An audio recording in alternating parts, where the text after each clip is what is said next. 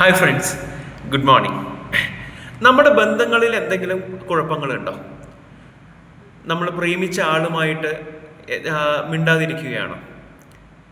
നമ്മുടെ പാരൻസുമായിട്ടോ ഫ്രണ്ട്സ് നമ്മളെ പറ്റിച്ചതിനാലോ അല്ലെങ്കിൽ ഹസ്ബൻഡായിട്ടോ വൈഫായിട്ടോ നമുക്ക് എന്തെങ്കിലും മാനസിക അടുപ്പോ കുറവോ പ്രശ്നങ്ങളോ ഉണ്ടോ? ഉണ്ടെങ്കിൽ നമ്മൾ ശ്രദ്ധിക്കേണ്ട ഒരു കാര്യം എന്താ അറിയോ? നമ്മൾ ആ ഒരു സിറ്റുവേഷനിൽ ഒരു ലവ് ഫെയിലിയർ ആയ ഒരാൾ എന്താവും, നമ്മൾ ഭയങ്കരമായിട്ട് സങ്കടമായി നമ്മൾ വിചാരിക്കും, ഇന്ന് ഈ വ്യക്തിയോട് ഞാൻ ഒരിക്കലും ക്ഷമിക്കില്ല, അവൻ അത്രത്തോളം എന്നെ സങ്കടപ്പെടുത്തി. ചിലപ്പോൾ അയാൾ അത്രത്തോളം സങ്കടം നമുക്ക് തന്നിട്ടുണ്ടാകാം. അത് സത്യമാണ്. നമ്മൾ പറയുന്ന, നമ്മുടെ മനസ്സ് നമ്മളോട് പറയുന്ന കാര്യം സത്യം തന്നെയാണ്. പക്ഷേ ഒന്ന് ആലോചിച്ച് നോക്കൂ, നമ്മൾ അയാളോട് പകരം വീട്ടാനും അയാളോട് റിവെഞ്ച്ഫുള്ളായി അല്ലെങ്കിൽ അയാളെ കാണുമ്പോൾ ആ ഒരു ദേഷ്യം ഉള്ളിൽ വെച്ച് നടക്കുമ്പോൾ നമ്മളൊരു തീക്കനൽ നമ്മുടെ കയ്യിൽ വെച്ച് വേറൊരാളെ എറിയാൻ ശ്രമിക്കുന്നത് പോലെയാണ്.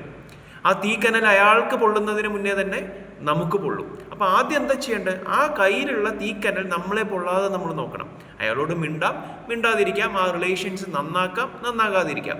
പക്ഷെ നമുക്ക് പൊള്ളരുത്. നമ്മുടെ മനസ്സിനെയും നമ്മുടെ സന്തോഷത്തിനെയും നമ്മൾ പ്രൊട്ടക്റ്റ് ചെയ്യണം. അതിനെന്താ ചെയ്യേണ്ടത്? അതിന് ആ റിലേഷൻഷിപ്പ് ഏതാണോ ആ റിലേഷൻഷിപ്പ്, അതിൽ എന്തെങ്കിലുമൊക്കെ നല്ല കാര്യങ്ങൾ ഇത്രയും നാളിനിടയിൽ നടന്നിട്ടുണ്ടാകുമല്ലോ. അപ്പം നമ്മളൊരു ബുക്ക് എടുത്ത് ആ റിലേഷൻഷിപ്പിൽ ഉണ്ടായ 10 നല്ല കാര്യങ്ങൾ എഴുതുക. അത് നല്ലോണം ഫീൽ ചെയ്തിട്ട് തന്നെ എഴുതുക. അങ്ങനെ ഡെയിലി നമ്മൾ എഴുതുക. എപ്പോഴാണോ ആ വ്യക്തിയോട് നമ്മുടെ ദേഷ്യം ഇല്ലാതാകുന്നത്, 0% ആകുന്നത്, അതുവരെ നമ്മൾ എഴുതുക. പിന്നീട് എപ്പോഴെങ്കിലും ആ വ്യക്തി നമ്മളെ കാണുമ്പോൾ ആ റിലേഷൻഷിപ്പ് നിങ്ങൾ ശ്രദ്ധിച്ചു നോക്കിക്കോളൂ.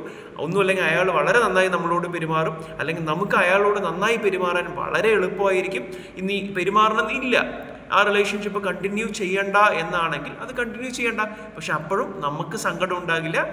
ഇന്നത്തെ നമ്മുടെ ടോപ്പിക്കിൻ്റെ പേരാണ് magically heal your relationships. Thank you so much.